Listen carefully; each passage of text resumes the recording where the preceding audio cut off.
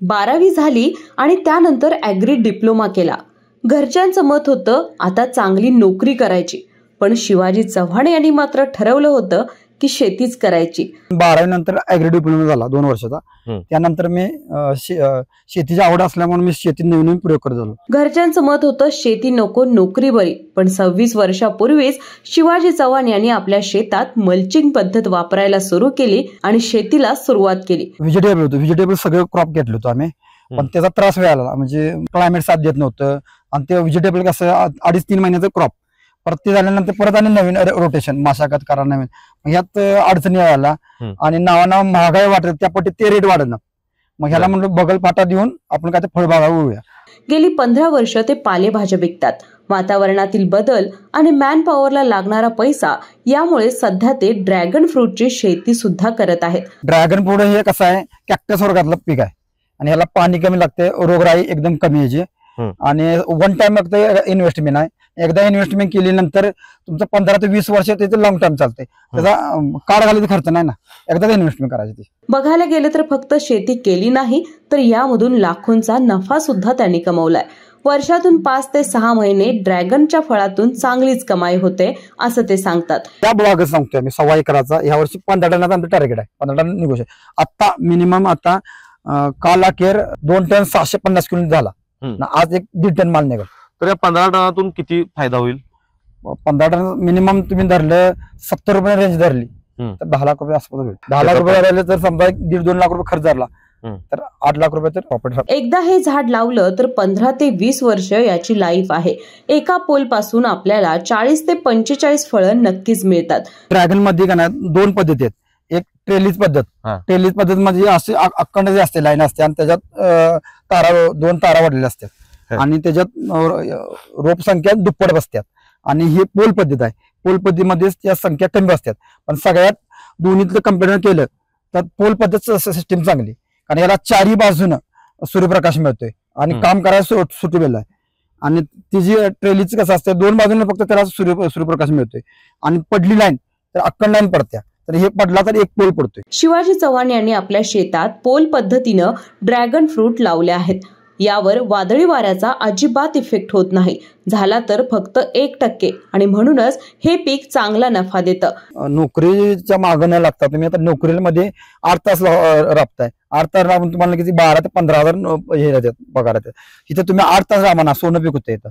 तर हे आता मी एवढा डोलारा केलाय फक्त शेतीची जीवा केलाय. आमचं 50 वर्षाला नाही म्हणलं तर आमचा 25-30 लाखाचा टर्नओव्हर होतो एवढा. म्हणजे शेतीची जीवा, नोकरीचं शक्य नव्हतं ना. आम्ही आता शेतीचे जेव्हा बरंच आता आम्ही 25 लाख पॉलिओस केलं, 3 केलं. त्यानंतर व्हॅन्यू गाडी घेतली तर 13 लाखाची, ट्रॅक्टर केला 6 लाखाचा आणि बाकीचं सगळं शेती डेव्हलप केली. हे कशा जीवा केलं? फक्त शेती जीवा केलं. शिवाजी चव्हाण सांगतात जर तुमचं सातत्य असेल आणि कष्ट करण्याची तयारी असेल तर तुम्ही या ड्रॅगन फ्रूटच्या शेतीतून निश्चितच लाखो रुपये कमावू शकतात. चला पाहूया या आशावादी आणि हरहोणारी शेतकऱ्याची ही यशोगाथा. नमस्कार, केके न्यूज मध्ये आपल्या सर्वांचं स्वागत. खरं तर कोल्हापूर जिल्हा हा ऊस उत्पादन घेणारा पट्टा मानला जातो. मात्र कोल्हापुरातील अशा एका शेतकऱ्यानं नवकल्पना करून ड्रॅगन फ्रूटची शेती केली आणि फक्त शेती करायची म्हणून नाही तर त्यातून लाखोंचा नफा देखील कमवलेला आहे. आणि याच शेतकऱ्याची आपण आज संवाद साधणार आहे आणि त्यांच्या या यशामागं नेमकं काय गुपित आहे, त्यांना या शेती करताना कोणत्या अडचणी आल्या हे जाणण्याचा प्रयत्न आपण या कार्यक्रमाच्या माध्यमातून करणार आहोत. माझ्यासोबत आहेत या तळसंदे गावातील यशस्वी शेतकरी शिवाजी चव्हाण. आपण त्यांच्याशी बोलूयात. साहेब नमस्कार. नमस्कार. मला सुरुवातीला जाणून घ्यायला आवडेल की तुमचं शिक्षण किती झालंय? माझं शिक्षण 12वी नंतर ॲग्री डिप्लोमा झाला 2 वर्षाचा. त्यानंतर मी शेतीची आवड असल्यामुळे मी शेतीत नवीन प्रयोग करत झालो. खरं तर शेती करताना तुम्ही किती वर्षाचा तुमचा अनुभव आहे शेतीमध्ये? 2000 पासून मी शेती करतोय. 2000 सालापासून जवळपास 25 वर्ष तुम्ही शेती करताय. ड्रॅगन फ्रूटची शेती तुम्ही सध्या करताय. या ड्रॅगन फ्रूटची शेती करण्याआधी तुम्ही कोणतं शेतीचं उत्पादन घेत होता? व्हेजिटेबल सगळं क्रॉप घेतलं होतं आम्ही, पण त्याचा त्रास व्हायला म्हणजे तुमचं क्लायमेट साथ देत नव्हतं आणि ते व्हेजिटेबल कसं 2.5-3 महिन्याचं क्रॉप परत ते झाल्यानंतर परत आणि नवीन रोटेशन मशागत करा नवीन, ह्यात अडचणी यायला आणि नावाना महागाई वाटत त्या पट्टी ते रेट वाढत ना. मग ह्याला म्हणलं बगल फाटा देऊन आपण काय ते फळबागा उडूया. फळबागा आम्ही आता 2023 ला सुरू केलं फळबाग. ड्रॅगन फ्रूट कडे तुम्ही कसं वळला? ड्रॅगन फ्रूट हे कसं आहे, कॅक्टस वर्गातलं पीक आहे आणि ह्याला पाणी कमी लागते, रोगराई एकदम कमी याची आणि वन टाइम फक्त इन्व्हेस्टमेंट आहे. एकदा इन्व्हेस्टमेंट केल्यानंतर तुमचं 15 ते 20 वर्ष त्याचं लॉंग टर्म चालते. त्याचा काळ घालायचा खर्च नाही ना, एकदाच इन्व्हेस्टमेंट करायची. खरं तर तुम्ही पारंपरिक शेतीला फाटा देऊन आधुनिक शेती म्हणून फळबागा केल्या आणि फळबागामध्ये तुम्ही ड्रॅगन फ्रूटची निवड केली. हा ड्रॅगन फ्रूटची निवड करत असताना तुम्ही जमिनीच्या बाबतीत कसली जमीन त्याला लागते, कसल्या जमिनीची तुम्ही निवड केली? ह्याला ड्रॅगनला सर्वसाधारण मारण चालते, मारण अतिउत्तम. आणि तुम्हाला समजा ज्याला प्रॉब्लेम असेल, समजा काळरान नसेल, काळरान येऊ शकते, पण फक्त त्याला वॉटर मॅनेजमेंट व्यवस्थित लागते. म्हणजे पाण्याचं नियोजन उन्हाळ्यात त्याला एकदम पाणी कमी लागते, ते व्यवस्थित साध्य झालं तर होऊ शकते, ते सक्सेस होऊ शकते. खरं तर शेतीला सुरुवात केली, त्या सुरुवातीच्या दरम्यान तुम्ही लागवड करत असताना किंवा शेती करत असताना किती खर्च आला असेल अंदाजे? एकरी 565 पोल बसतात. ही व्हरायटी आहे, सी व्हरायटी आहे. ही 11x7 दोन ओळीतलं अंतर 11 फूट आणि 2 पोल मधलं 7 फूट, 565 पोल बसतात. आणि एकरी रोप तुमचं पोल प्लेट आणि खतांचं लॅटरल 4.5 ते 5 लाख रुपये वन टाइम खर्च येतो त्याला एका वेळेला. एकावर. आता तुमच्या किती एकरामध्ये तुम्ही ड्रॅगन फ्रूटची शेती करताय? आता पहिल्या वर तर आमचं 1.25 एकर होतं, नंतर 1.25 एकर, परत आम्ही असं टोटल आमचं 4.5 एकर आता आहे ड्रॅगन. आता लागवडीसाठी सगळ्यात महत्वाचं असते ती कोणत्या जातीची आहे. आता तुम्ही जे काही ड्रॅगन फ्रूट तुम्ही लावलेलं आहे शेतामध्ये तुमच्या, तर ते कोणत्या जातीचं आहे? C type. C type. कुठून आणलं ते?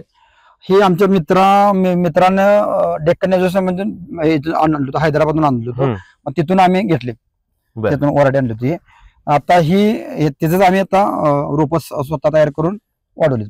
बर, हे पीक घेत असताना हवामानाचा विचार असेल, पाण्याचा विचार असेल, तर याच्या बाबतीत विशेष काही बाबी आहेत का? हे कॅक्टस वर्गात असल्यामुळे ह्याला असं रोगराई एकदम कमी याला आणि कुठल्याही जमिनीत आणि कुठल्या क्लायमेट येऊ शकते. बर, दुसरं बघायला गेलं तर रोगराईचं तुम्ही बाबतीत म्हणाला, तर या ड्रॅगन फ्रूटवर कोणती रोगराई पसरते आणि त्याचं औषध फवारणीचं नियोजन तुम्ही कसं केलेलं आहे? ह्याला रोगराई म्हटलं तर ह्याला फक्त पावसात फंगल येतोय. फंगलला आमचं डीआर बुस्टर म्हणून असतं, ते एक स्प्रे केला, एसबीडी म्हणून असते, एसबीडी टेक्नॉलॉजी डीआर बुस्टर आहे, ते स्प्रे केला तर 1 महिनाभर बघायचं काम नाही. परत याला सहसा रोग एकदम कमी रोगराई फंगलचा अटॅक वर असतोय आणि किरकोळ कुठे तर तुमचा फळाने मुंग्याचा एवढा नाही विषय नाही. बर, रोगराईचा काय एवढा विषय नाही, रोगराईचा इश्यू नाही आहे. मात्र उत्पादन चांगलं येण्यासाठी सगळ्यात महत्वाचं असतं ते खताचं व्यवस्थापन. तर आपण या ड्रॅगन फ्रूटसाठी खताचं व्यवस्थापन कशा प्रकारे केले जेणेकरून आपल्या शेतकरी बांधवांना त्याबाबतचं मार्गदर्शन व्हावं? ड्रॅगनला हे कसं कॅक्टस वर्गात असला म्हणून जंगली, याला लोकांचा गैरसमज आहे, तर याला खत कमी लागते, पण ऍक्च्युली याला ऑर्गॅनिक मॅटर म्हणजे सेंद्रिय खत भरपूर लागते. तुम्ही जेवढं तुम्ही देशीला त्याच्या दुप्पट ते खत देते, दुप्पट उत्पन्न आपल्याला देते ते. पण याला जास्त रॉ मटेरियल ऑर्गॅनिक मटेरियल जास्त लागते. याला केमिकल यूज चालत नाही. केमिकल तुम्ही यूज केला तर बागाचं लाईफ कमी होते, गुढी कमी होत्या, किपिंग क्वालिटी कमी होते आणि फंगलचा अटॅक जास्त होते. मग ह्याला आम्ही काय करतोय, जेवढं होता येईल तेवढं 99% मी ऑर्गॅनिक मॅटेरियल देतोय. आता फळ फुगायचं असेल तर आम्ही एसबीडी टेक्नॉलॉजीचं एनपीके बायो लिक्विड मध्ये आहे ते देतोय. 60-20 0-60-20 0-0-72 0-50-50 लिक्विड आम्ही ड्रिप मधून देतोय, दर 5-5 दिवसांनी देतोय. तुम्ही खरं तर आता मी या शेतामध्ये बघितलं की तुम्ही पोल पद्धत वापरलेली आहे. दुसरी एक पद्धत आहे ती ट्रेसिंग पद्धत. आता ह्याला ड्रॅगन मध्ये का नाही 2 पद्धती आहेत. एक ट्रेलिज पद्धत म्हणजे असे अखंड जे असते लाईन असते आणि त्याच्यात 2 तारा वाढलेल्या असतात आणि त्याच्यात रोप संख्या दुप्पट बसतात. आणि ही पोल पद्धत आहे. पोल पद्धतीमध्ये त्या संख्या कमी बसतात, पण सगळ्यात दोन्हीतलं कंपेअर केलं तर पोल पद्धत सिस्टीम चांगली, कारण याला 4ही बाजूनं सूर्यप्रकाश मिळतोय आणि काम करायला सुटेबल आहे. आणि तिची ट्रेलीच कसं असतं, 2 बाजूने फक्त त्याला सूर्यप्रकाश मिळतोय आणि पडली लाईन तर अक्कड लाईन पडत्या, तर हे पडला तर 1 पोल पडतोय. याचा तो दोन्हीचा एवढा खर्च आहे. आता या पोल पद्धतीमध्ये तुम्ही जसं प्रकार सांगितलं की सूर्यप्रकाश जो आहे तो 4ही बाजूने समप्रमाणात त्यांना मिळतोय. काही ठिकाणी रात्रीच्या वेळेला लाईटची व्यवस्था देखील करावी लागते ड्रॅगन फ्रूटला, असं ऐकलं गेलं होतं. ते आहे की ह्याच्या पुढची सिस्टीम आहे, पण त्याला कसं असतंय ड्रॅगन दोन अडीच वर्ष झाल्यानंतर म्हणजे जो त्याचे स्टोरेजचे प्रमाण वाढल्यानंतर आपण करू शकतो. ते अर्ली वार म्हणतात त्याला, अर्ली वार. तर ते ही बहार संपल्यानंतर करू शकतो आपण, पण त्याला खर्च आहे 1.5-2 लाख रुपये, पण त्या पद्धतीचं इन्कम आहे त्याचा. बर, आता लागवड आपण केल्यानंतर लागवडीच्या आपण खताचं व्यवस्थापन झालं, तर लागवडीनंतर खरं बघायला गेलं तर कोणत्याही शेतीमध्ये पाण्याचं नियोजन हे खूप महत्वाचं असतं. तुम्ही पाण्याचं नियोजन कसं केलेलं आहे? पाणी याला कशा प्रकारे तुम्ही देताय? त्याला पाण्याचं नियोजन म्हणले तर पावसाळ्यात तर काही एवढा पाऊस नाही, पाऊस नसेल तर 5 दिवसातून 1-1.5-2 तास देतोय 5 दिवसातून. उन्हाळ्यात जरा थोडं पाणी द्यावं लागतं, कारण तेव्हा त्याचा रेस्ट बार असते. म्हणजे थंडीमध्ये रेस्ट बार असल्यामुळे त्याला 4-5 दिवसातून 3-4 तास पाणी द्यावं लागते. आणि उन्हाळ्यात ड्रॅगनला एकदम पाणी कमी लागते, तिथंच आपला फटका बसतो शेतकऱ्यांना. जेवढं तुम्ही पाणी कमी द्यायला तेवढं तुमचं सनबर्निंग होत नाही. ड्रॅगनला कसं असतंय, उन्हाळ्यात वरला ऊन जास्त असेल किंवा 37 ते 40 डिग्री तापमान गेलं तर सनबर्निंगचा इश्यू होतोय. मग त्यावेळी काय करायचं, टेम्परेचर बघून, वापसा बघून, तर 15 ते 20 दिवसातून 1 तास ते 1.5 तास पाणी लागतंय. ह्या कधी मार्च, एप्रिल, मे हे 3 महिने एकदम पाणी कमी लागतं. तुम्ही ज्यावेळी हे जादा पाणी दिलं तर तेव्हा सनबर्निंग होतं. सनबर्निंग म्हणजे ह्याला पानावर चट्टा बसतोय आणि ते पाणी सडतंय ते. मग त्याच्यासाठी आम्ही केवलिन पावडर मारतोय. दर 20-22 दिवसात आता केवलिन हात घेतोय.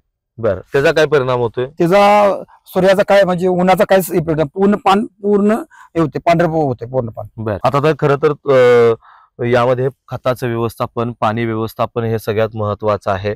मात्र या सगळ्या प्रक्रियेनंतर ड्रॅगन फ्रूट जो तुम्ही आता शेती घेताय, याचं प्रत्यक्ष फळ उत्पादनाला किती काळ लागतो, कधी सुरुवात होते?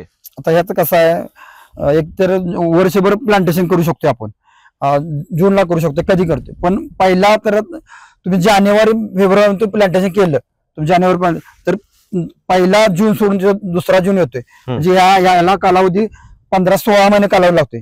या 16-15 महिन्यात कॅनोपी जास्त वाढते आणि यील्ड कमी वाढते. आपलं यील्ड कमीत कमी तुम्ही 8 ते 10 टन उत्पन्न पहिल्या वर्षी निघू शकते. आणि ते तर तुम्ही जूनला लावलं तर ती कालावधी कमी राहते ना तुमचे कॅनोपी वाढायला, मग तिथे यील्ड कमी होते. आम्ही शेतकऱ्यांना सजेशन कसं करतोय, तुम्ही जानेवारी म्हणजे लवकर घ्या. जानेवारी तुम्ही बाहेर घेतला, जानेवारी प्लांटेशन केलं तर पहिलं बाहेर येतोय तर 15-16 महिने लागतात त्याला कालावधी. बर, 15-16 महिने कालावधी लागतोय तुम्ही असं सांगितलात. मात्र एकदा जर आपण त्यातनं उत्पादन घेतलं तर पुन्हा त्याला उत्पादन किती वेळा तुम्ही उत्पादन घेताय झाड एकदा लागवड केल्यानंतर? ह्याचा कसं असते, 15 मे नंतर जसं वातावरणात तुमचा हवेत गारवा निर्माण होतो तेव्हा त्याचा फुलकळी काढायला सुरू करता येते. आणि तिथून पुढे जून पासून स्टार्ट होते ते नोव्हेंबर पासून चालतं. याचा म्हणजे 5-6 महिन्याचा याचा भार चालतोय प्लस. बर, आणि ह्याची जी लाईफ म्हणली तर 15 ते 20 वर्ष चालते. 15 ते 20 वर्ष. खरं तर तुम्ही अगदी योग्य असं नियोजन पाण्याचं तुम्ही केलेलं आहे, खताचं व्यवस्थापन केलेलं आहे आणि लागवडीवर जे काय औषध फवारणी गरजेचे आहेत त्या तुम्ही केलेल्या आहेत. मात्र या सगळ्यातून तुम्हाला एका लागवडीनंतर पहिली जी तोड येते ती तोडीनंतर नफा किती मिळाला आणि कसा मिळाला? गेल्या वर्षी ह्या प्लॉट मधून 600 पोल आहेत, हे 1.25 एकर आहे, यातून 6 टन माल निघाला गेल्या वर्षी. बर, सरासरी 65-70 रेंज झाली. 70 रुपये घालून काय 90 रुपये घाला, 100 रुपये घाला, तर सरासरी 70 रुपये लागला, 70 रुपये किलो लागला. तरी किती रुपयांचा तुम्हाला फायदा झाला त्यामध्ये? 4 लाखाच्या आसपास झाला एका तोडीमध्ये. 4 लाख म्हणजे ह्या 4.5 एकर? नाही, ह्या प्लांट मध्ये. आता बाकीचे प्लांट आहेत ते आता लहान आहेत ना, काय 3 वर्षाचा आहे, 3 महिन्याचा आहे, काय 10 महिन्याचा आहे. बर, हेच मोठा हे आहे आमचं हार्वेस्टिंग चालेल. जे 2 एकर आहे ते पुढल्या वर्षी हार्वेस्टिंग होणार. आणि एक आता आहे ते आता सुरू आहे, ते आता पहिली वर्ष आहे. तरी या सगळ्या प्लांट मधून तुमच्या 4.5 एकर मधून जर आपण बघायला गेलं तर फायदा किती होईल असा तुमचा अंदाज आहे? ते तर पुढल्या वर्षी होणार ना, पुढल्या वर्षी. आता ह्या भागच सांगतोय मी 1.25 एकराचा. ह्या वर्षी 15 टनाचा आमचं टार्गेट आहे, 15 टन निघू शकतो. आता मिनिमम आता काल अखेर 2 टन 650 किलो झाला, आज 1.5 टन माल निघाला. तर या 15 टनातून किती फायदा होईल? 15 टन मिनिमम तुम्ही धरलं 70 रुपये रेंज धरली तर 10 लाख रुपये आसपास होईल. 10 लाख रुपयांच्या आसपास तुम्हाला 10 लाख रुपये झाले तर समजा 1.5-2 लाख रुपये खर्च झाला तर 8 लाख रुपये तर प्रॉपर्टी एका तोडीला एका वर्ष एवढं निघते. 1.25 एकरच्या प्लॅन मध्ये. बर, आता तुम्ही ही फळं आपण एवढं मोठं उत्पादन केलं, सगळं नियोजन केलं, तर या फळ विक्रीसाठी आपण लोकल प्लॅटफॉर्म बघताय की मोठ्या मोठ्या शहरांमध्ये तुम्ही याचं आता कसं लोकलच येऊन येतात, आमचे लोकलच मार्केट लोकलच आहे आणि बाहेर मागणी प्रचंड याला. पण बाहेरलं कसं असतंय त्याला त्या पद्धतीचा माल पाहिजे ना, कमीत कमी 2 टन 3 टन वन टाइम लागतोय. पुढल्या वर्षी आमचं क्षेत्र वाढल्यापासून पुढल्या वर्षी काही अडचण नाही. पुढल्या वर्षी पण किती असून ते 20 टनापासून वन टाइम नेऊ शकतो आपण. आमचं कॉन्टॅक्ट आहे त्यांच्याबरोबर. आता बघायला गेलं तर शेतीला कष्ट भरपूर असतात आणि हे कष्ट करत असताना तुम्हाला मॅन पॉवरची पण तेवढीच गरज असते. मग तोड असेल, लागवड असेल किंवा त्यावर औषध फवारणी असेल, यासाठी मजूर लागतात. तुम्ही मजूर कधी मजुरांना किती ठेवलाय काय तुम्ही? मजूर असतात 3-4 मजूर असतात. पण ह्याला कसं असतंय मधून आम्ही भांगलत नाही, ग्रास कटर मारतोय, ग्रास कटर. आणि वरून कसं आहे वर्षातून एकदा का नाही भार संपल्यानंतर आम्ही खतेन घालून वरून पाचड करतोय. वरला काय विषय नाही तणाचा काय एवढा. मजूर फक्त तोडीसाठीच तुम्ही मागवतो? तोडीचा आणि आधीमध्ये काम असतं किरकोळ ते करायचं. छाटणी असते आणि स्प्रे काय आम्ही ट्रॅक्टरने करतोय, ब्लोअर आमचा ब्लोअर करतो. यामध्ये आंतरपीक तुम्ही काय घेतले का हो? सुरुवातीला पहिल्या वर्षी आंतरपीक चालते, दुसऱ्या वर्षी आंतरपीक नाही चालत. काय कारण असेल त्याचं? पहिल्या वर्षी कॅनोपी कमी असत्या आणि नंतर दुसऱ्या वर्षी नंतर ती कॅनोपी वाढते, विस्तार वाढतोय आणि मधनं काम तीन करता येत नाही. आता बघायला गेलं तर आपण या 2 झाडांच्या मध्ये तरी किती अंतर ठेवलंय असं तुम्हाला वाटतं? ह्या दोन वळीच 11 फूट आहे आणि 2 डाम मधलं 7 फूट आहे. 7 फूट आहे. ह्याचा कसा फायदा होतोय आपल्याला?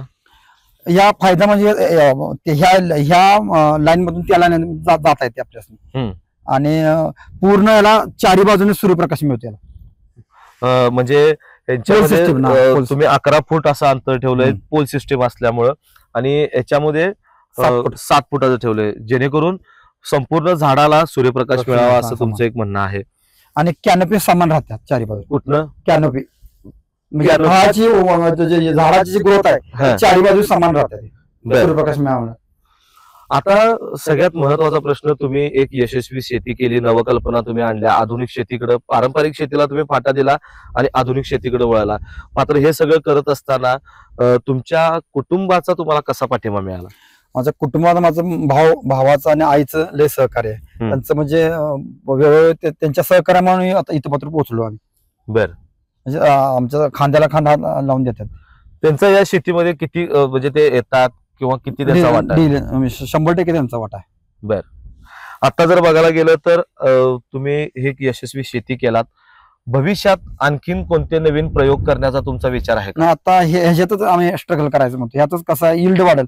आता आमचं टार्गेट आहे 25 टन 30 टन कसं न्यायचं, ह्यातच आमची सुरू आहे, प्रयोग सुरू आहे. आता ह्या वर्षी 15 टन झालं, पुढल्या 20, 25, 30 टन काढायचं आणि जसं कमी खर्चात यील्ड कसं वाढेल त्याचा आमचा अभ्यास सुरू आहे त्याच्या. बर, आणि भविष्यात आम्ही हे झाल्यानंतर पुढल्या वर्षीपासून लाईटचा प्रयोग करणार आहे. लाईटचा प्रयोग करणार, रात्रीच्या वेळेला लाईट लावणार. आता अनेक जे शेतकरी आहेत, तर शेतकरी मित्रांनो, अनेक जण आपण वेगवेगळ्या माध्यमातून किंवा प्रयोगातून शेती करण्याचा प्रयत्न करतात, त्यामुळे यश क्वचितच मिळत असतं. मात्र त्यासाठी लागतं ते योग्य मार्गदर्शन, आणि हेच योग्य मार्गदर्शन जर पाहिजे असेल तर तुम्ही इतर शेतकरी, आज तरुण शेतकरी तुमच्याप्रमाणे अनेक शेतकरी आहेत, ते शेतीकडे पाठ करून ते नोकरी व्यवसायाकडे जात आहेत. तुमचं काय म्हणणं आहे? त्या शेतकऱ्यांना तुम्ही काय मार्गदर्शन कराल, काय मोलाचा सल्ला द्याल? तरुणांना मी सांगू शकतो की नोकरीच्या मागं न लागता तुम्ही आता नोकरीमध्ये 8 तास राबताय. 8 तास राबून तुम्हाला किती 12 ते 15,000 हे येतात पगार येतात. इथे तुम्ही 8 तास राबा ना, सोनं पीक होतं येतं. तर हे आता मी एवढा डोलारा केलाय, फक्त शेतीची जीवा केलाय. आमचं 50 वर्षाला नाही म्हणलं तर आमचा 25-30 लाखाचा टर्नओव्हर होतो एवढा. बर, म्हणजे शेतीची जीवा, नोकरीचं शक्य नव्हतं ना. आम्ही आता शेतीचे जेव्हा बरंच आता आम्ही 25 लाख पॉलिओस केलं, 3 नील केलं. त्यानंतर व्हॅन्यू गाडी घेतली 13 लाखाची, ट्रॅक्टर केला 6 लाखाचा आणि बाकीचं सगळं शेती डेव्हलप केली. हे कशा जीवा केलं? फक्त शेती जीवा केलं. तर तरुणांना मला एक सांगायचं आहे की या शेतीत तुम्ही स्टेबल राहा, म्हणजे सातत्य ठेवा. जसं द्रविड कसं स्पीच आवडून होत नाही, नाबाद राहावा. ज्या योग्य वेळ तेव्हा 6 चौकार मारायचा. खरं तर ड्रॅगन फ्रूट हे चायनीज फ्रूट असं म्हटलं जातंय. तर आताच्या शेतकऱ्यांनी ड्रॅगन फ्रूटची शेती करावी का? 100% करावं. ड्रॅगन शेती 100% परवडत्या. कसं आहे, वन टाइम याचा इन्व्हेस्टमेंट आहे, पण परत त्याचं 15-20 वर्ष लाईफ आहे ना, त्याचा काळ घाल नाही. तुम्ही सहजा अर्थशास्त्र बघितलं तर तुम्ही एकदा पहिल्या वर्षी याला 4.5 ते 5 लाख रुपये खर्च येतोय. 511/7 वर 565 पोल बसतात. तर 565 तुम्ही पहिलं हार्वेस्टिंग तर तुम्ही केलं तर 15-16 महिन्यात तुम्ही पहिल्या हार्वेस्टिंग मध्ये 8 ते 10 टन आरामात माल निघतोय. पहिल्या वर्षी तुमच्या पहिल्या पिकाचं तुमचं नेल होतंय आणि तिथनं पुढे आपला प्रॉफिट राहते. तर तिसऱ्या वर्षीपासून याला 20 टनापासून अवरेज असते. 20, 25, 30 टनापासून जाते. राहून ते 20 टन धरलं तुम्ही तिसऱ्या वर्षीपासून, तर मिनिमम 50 ते 60 रुपये रेट धरला तर पैसे किती होतात? 50-60 रुपये 10 ते 12 लाख रुपये येतात. 1.5 ते 2 लाख रुपये खर्च झाला तर 10 लाख रुपये नेट प्रॉफिट राहते. असं कुठल्या पिकात मिळते सांगा? 5 एकर ऊस आणि 1 एकर ड्रॅगन शेती हे समान आहे. आणि दुसरी गोष्ट म्हणजे या ड्रॅगनला जंगली कॅक्टस वगैरे असल्यामुळे याला रोगराई आणि पाणी एकदम कमी लागते. रोगराई एकदम कमी आणि पाणी एकदम कमी. ज्या शेतकऱ्यांना पाणी कमी आहे ते 100% करू शकता. खरं तर या तुम्ही 4.5 एकर मध्ये ड्रॅगन फ्रूटची शेती घेताय. इतर शेतकऱ्यांना ज्यावेळेला तुम्ही मार्गदर्शन कराल, काय सल्ला द्याल? त्यासने सल्ला देऊ शकतोय आम्ही. रोप लागण पासून ते हार्वेस्टिंग पासून मोफत सल्ला देऊ शकतो आम्ही. तुम्ही आता कुणाला म्हणजे यातली रोपं तुम्ही कुणाला देताय का? हो, दिले की 9 एकराला दिले. 9 एकराला देऊन सुद्धा एवढं आता आहे. तर 9 एकराला नाही दिले तर अनेक 2 टन आमचं उत्पन्न वाढलं असतं. 9 एकराला आपण दिले रोप. बर, फक्त रोप त्यांना घेऊन त्यांना योग्य मार्गदर्शनाची 100% रोप लागण पासून तुमचं सगळं जे अडचणी येतील, पोल, प्लेट, ठिबक, माती, बेड कसं तयार करायचं, खतं काय टाकायची, मार्केटिंग, रोगराई सगळं आम्ही प्लॉट व्हिजिट देऊन जातोय. महिन्यात एक व्हिजिट देतोय आम्ही. एका झाडाचं तुमच्या शेतामध्ये किती फळं एका झाडाला लागत असतात आणि तिची बांधण्याची पद्धत जी असते ती कशा प्रकारे, आम्हाला त्याच्याबद्दल मार्गदर्शन द्या. एका हे पोल सिस्टीम आहे. तर एका ह्याला पोलची उंची आहे, ते 5.5 फूट उंची आहे. आणि एका पोल मध्ये 4 आहेत, 5 mm 4 हे केलं तारा टाकल्यात. आणि वरून पहिले आम्ही 2 इंची केलतो, तर ह्या वर्षी 2.5 इंची बदल केलाय. 2.5 इंची बदल केल्यावर त्याच्यात 5 mm 12 हे टाकल्यात, तारा टाकल्यात. आणि त्याची एका पोलची कपॅसिटी 1 ते 1.5 टनाची कपॅसिटी आहे. म्हणजे जसं वय वाढेल तसं त्याचा बोजा वाढतोय. आणि एका खांबाला 4 रोपं येतात, 4 बदलून 4-4. ती वरून आम्ही वर असं खालून जे फूट होतं ते फूट काढायचं आणि एकच वर न्यायचं पोल. वर आल्यानंतर एक 6 इंचावर कट मारायचा आणि त्याचा परत ब्रँचेस घ्यायच्या. आता या एका पोलवर 4 हे आहेत, रोप आहेत. तर एका पोलला आता जवळ आपण रोपांची फळांची संख्या मोजूयात. 1, 2, 3, 4, 5, 6, 7, 8, 9, 10, 11, 12, 13, 14, 15, 16, 17, 18, 19, 20, 21 या साईडला आहेत. आणि तेवढे तुकडे एक 40 आणि नंतर येणार शेवट वेगळेच आहेत. ते एक 40, 35 ते 40 सरासरी आहेत. म्हणजे जवळपास एका झाडाला जवळपास 40 ते 45 एका पोलला एका पोल पद्धत असल्यामुळे एका पोलला 40 ते 45 फळं जी येतात त्याचं वजन कितपत आपल्याला निघतं? आता 300 ग्रॅम पासून ते 500 ग्रॅम पासून जात आहे. बर, मग मिनिमम आपण 300 ग्रॅम सरासरी 300 ग्रॅम धरलंय तर 10 किलो आता 1 टाइम ह्या तोड्याला निघणार. एक पहिला प्लस आहे या सीझन मधला. पहिल्या प्लस मध्ये 5.5-6 टन तर आरामात निघणार. तर त्या हवामानाचा, बदलत्या हवामानाचा या फळावर परिणाम काय होतो? नाही, वादळी गारपीटचा काही परिणाम होत नाही. झाला तर 1-2%, पण असं नाही पडापडी म्हणा, असं काय नाही. उत्पन्नाला काही पण जेवढा जास्त पाऊस जेवढं जास्त इल्ड निघते. वजन जरी वाढलं असेल किंवा वजन सरासरी 300 ग्रॅम येत असेल तर पण त्या मुळात इतकं सगळं करून त्या फळाची क्वालिटी नेमकी कशी असते मला तुम्ही सांगा. आपण पाहूया, आता प्रत्यक्षात पाहूया.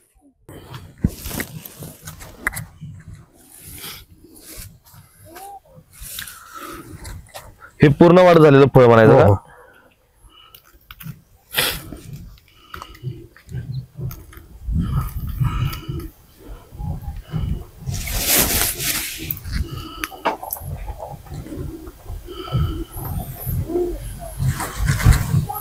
याचं वैशिष्ट्य म्हणजे काय बघा, 100% ऑर्गॅनिक असल्यामुळे याचा रस कुठे आहे का बा, पाणी कुठे आहे का बा, सगळा गर भरलाय. आणि ह्याचं बियाचं प्रमाण जास्त वाढलंय, ह्याचं वेट आहे, ह्याच्या 100% ऑर्गॅनिक असल्यामुळे याचा बेनिफिट काय होते बघा. तर हे पूर्ण घर आहे, कुठं आपलं एवढं कापलं तर कुठं पाणी दिसते का बा, पाणी दिसत नाही, त्यामुळे वेटला फरक पडतोय. आणि याचं बियाचं प्रमाण जास्त आहे.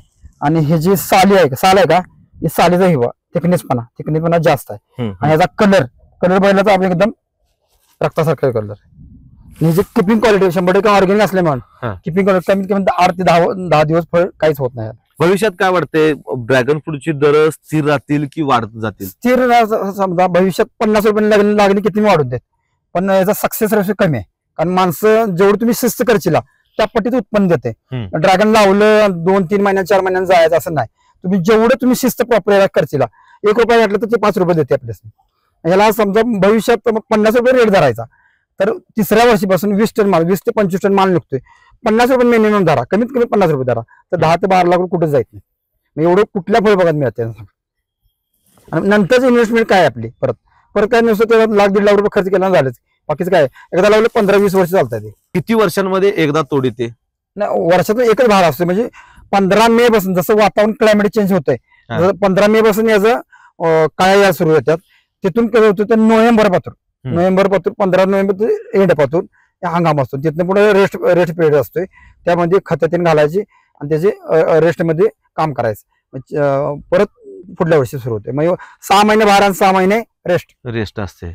तर शेतकरी मित्रांनो, आपण पाहिलं की शेती केवळ कष्ट नाही, तर योग्य नियोजन, जिद्द आणि चिकाटीचा संगम ज्यावेळेला होतो, आणि तरच शेतीमध्ये आपल्याला यश मिळतच. आणि हे करून दाखवलं आहे तळसंदे गावातील शिवाजी चव्हाण या शेतकऱ्यांनी. आणि त्यांनी आपल्या शेतामध्ये यशस्वी प्रयोग केला आणि लाखोंचं उत्पादन ते आता सध्या घेत आहेत. आणि अशा शेतकऱ्यांच्या यशोगाथा पाहण्यासाठी KK न्यूज चॅनलला आताच लाईक करा, सबस्क्राईब करा. धन्यवाद.